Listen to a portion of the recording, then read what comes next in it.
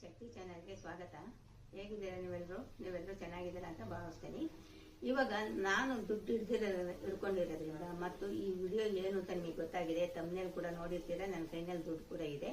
ಏನು ಅಂತ ಇವಾಗಲೇ ನಿಮಗೆ ಗೊತ್ತಾಗಿದೆ. ಈ ವಿಡಿಯೋ ಏನಕ್ಕೆ ಮಾಡಿದ್ದೀನಿ ಅಂತ ನಿಮಗೆ ಗೊತ್ತಾಗಿದೆ. ಹೌದು, ನನಗೆ ಯೂಟ್ಯೂಬ್ನಿಂದ ಮೊದಲನೇ ಪೇಮೆಂಟು ಬಂದಿದೆ. ಈ ಸಂತೋಷನ ನಿಮ್ಮ ಜೊತೆ ನಾನು ಶೇರ್ ಮಾಡ್ಕೋಬೇಕಂತ ಬಂದಿದ್ದೀನಿ. ಈ ಪೇಮೆಂಟ್ ಬರೋದಕ್ಕೆ ನೀವೆಲ್ಲರೂ ಕಾರಣ. ನಿಮ್ಮ ಸಪೋರ್ಟ್ ಇರೋದ್ರಿಂದನೇ ನಾನು ಈ ಪೇಮೆಂಟ್ ತಗೊಳಕ್ ಸಾಧ್ಯ ಆಯ್ತು.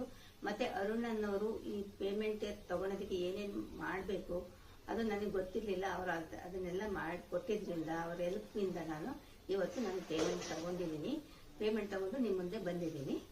ಇವಾಗ ನನ್ನ ಜರ್ನಿನ ಸಿಂಪಲ್ ಆಗಿ ನಿಮ್ಮ ಜೊತೆ ಶೇರ್ ಮಾಡ್ಕೋಬೇಕಂತ ನಂಗೆ ಬಹಳ ದಿವಸದಿಂದ ಆಸೆ ಇತ್ತು. ನನಗೆ ನನ್ನ ಜರ್ನಿನೆಲ್ಲ ನಿಮ್ಮ ಜೊತೆ ಹೇಳ್ಕೋಬೇಕು, ನಿಮ್ಮ ಜೊತೆ ಹಂಚ್ಕೋಬೇಕು ಅನ್ನೋದು ನಂಗೆ ತುಂಬಾ ದಿವಸದಿಂದ ಆಸೆ ಇತ್ತು. ಇವಾಗ ನಾನು ಚಿಕ್ಕದಾಗಿ ನಂದೊಂದು ಪರಿಚಯ ಮಾಡ್ಕೊತೀನಿ.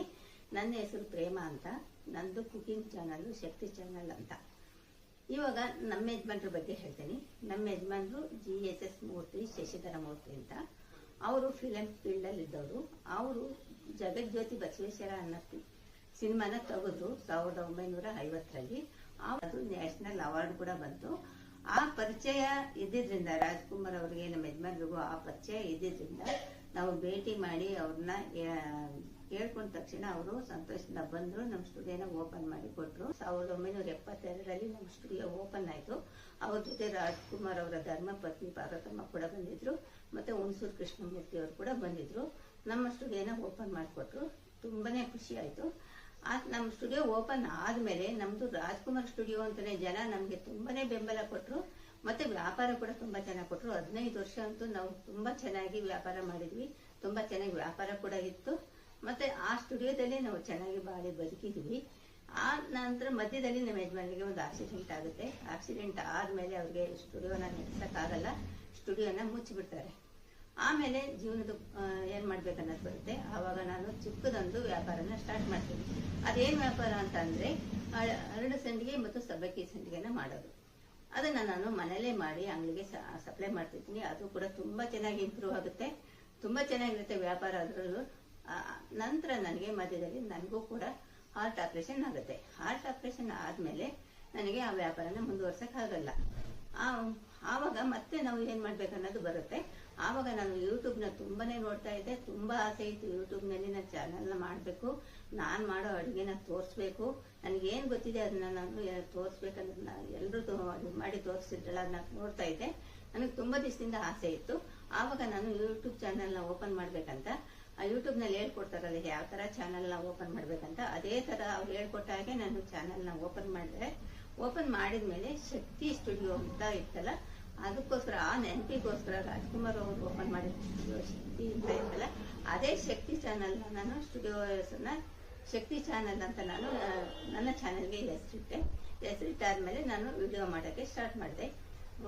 ನಾನೊಬ್ಳೇ ವಿಡಿಯೋ ಮಾಡೋದು. ನನ್ಗೆ ಯಾರೂ ಸಹಾಯ ಇಲ್ಲ. ನಾನು ಏನ್ ಮನೆ ಸಾಮಾನು ಇಲ್ಲ. ನಾನು ರೆಸಿಪಿ ಮಾಡ್ಬೇಕಾದ್ರೆ ಹೋಗಿ ಅಂಗಡಿಯಿಂದ ತಗೊಂಡ್ಬರ್ತೀನಿ. ತಗೊಬಂದ್ಮೇಲೆ ಅದೆಲ್ಲ ನೀಟ್ ಮಾಡ್ಕೊಂಡು ಕ್ಲೀನ್ ಮಾಡ್ಕೊಂಡು ಅದನ್ನೆಲ್ಲ ರೆಡಿ ಮಾಡ್ಕೊಂಡು ನನ್ನ ಫೋನ್ನ ಟ್ರೈಪಾಡ್ ಮೇಲೆ ಇಟ್ಬಿಟ್ಟು ಆ ಫೋನ್ನಿಂದಲೇ ನಾನು ವಿಡಿಯೋ ಮಾಡೋದು. ಇವತ್ತಿಗೂ ಕೂಡ ನಾನು ಫೋನ್ನಿಂದಲೇ ವಿಡಿಯೋ ಮಾಡೋದು. ಇದೇ ತರ ನಾನು ಒಂದಿನ ಒಂದೊಂದು ರೆಸಿಪಿನ ನನಗೆ ಏನ್ ಗೊತ್ತಿದೆ ಅದನ್ನ ನಾನು ಮಾಡ್ಕೊಂಡ್ ಬಂದೆ. ನನಗೆ ಬೇಗ 1000 ಸಬ್ಸ್ಕ್ರೈಬರು ಆದ್ರು, 4000 ವಾಚ್ ಅವರ್ ಕೂಡ ಆಯ್ತು. ಆ ಪಿನ್ ನಂಬರ್ ಕೂಡ ಬಂತು. ಪಿನ್ ನಂಬರ್ ಬಂದ್ಮೇಲೆ ನಂಗೆ ಏನ್ ಮಾಡ್ಬೇಕಂತ ಗೊತ್ತಿಲ್ಲ.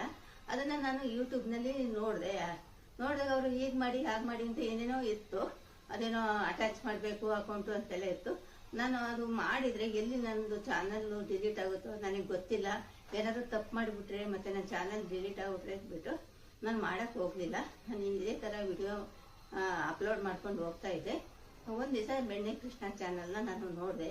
ಅವ್ರು ಹೇಳಿದ್ರು, ಯೂಟ್ಯೂಬ್ ಬಗ್ಗೆ ನಿಮ್ಗೆ ಯಾರಿಗ್ ಗೊತ್ತಿಲ್ಲ ಅವರು ಈ ಅರುಣ್ ಅನ್ನೋರ್ನ ಭೇಟಿ ಮಾಡ್ರಿ.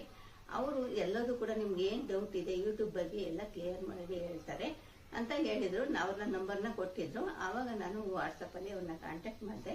ಆನ್ಸರ್ ಕೂಡ ಮಾಡಿದ್ರು. ಮಾಡ್ಬಿಟ್ಟು ನನ್ನ ಪ್ರಾಬ್ಲಮ್ ಏನು ಅಂತ ಅವ್ರಿಗೆ ಗೊತ್ತಾಯ್ತು. ಅವ್ರಿಗೆಲ್ಲ ವಿಷಯ ನಾನು ಹೇಳ್ದೆ. ಅವ್ರು ನನ್ನ ಚಾನಲ್ನ ನೋಡಿದ್ರು. ನಾನು ಏನೇನ್ ಮಾಡ್ಬೇಕು, ಅದಕ್ಕೆ ಏನೇನ್ ಅಟ್ಯಾಚ್ ಮಾಡ್ಬೇಕು ಎಲ್ಲ ಅವರು ಕೂಡ ಮಾಡಿಕೊಟ್ರು. ಸಮಾಧಾನವಾಗಿ ತಾಳ್ಮೆಯಿಂದ ಅವ್ರಿಗೆ ನಾನು ಹೇಳ್ಕೊಟ್ರು ಮತ್ತೆ ಎಲ್ಲ ಮಾಡಿಕೊಟ್ರು. ಅದು ಮಾಡಿಕೊಟ್ಟ ಮೇಲೆ ನನಗೆ ಪೇಮೆಂಟ್ ಬಂತು. ನನಗೆ ಪೇಮೆಂಟ್ ಬಂದಿದೆ ಅಂತಂದರೆ ಅವ್ರ ಹೆಲ್ಪಿಂದಲೇ, ಅವರು ಸಹಾಯ ಮಾಡಿದ್ರಿಂದಲೇ ಇವತ್ತು ನಾನು ಪೇಮೆಂಟ್ ತಗೊಂಡು ನಾನು ನಿಮ್ಮ ಮುಂದೆ ಕೂತಿದ್ದೀನಿ.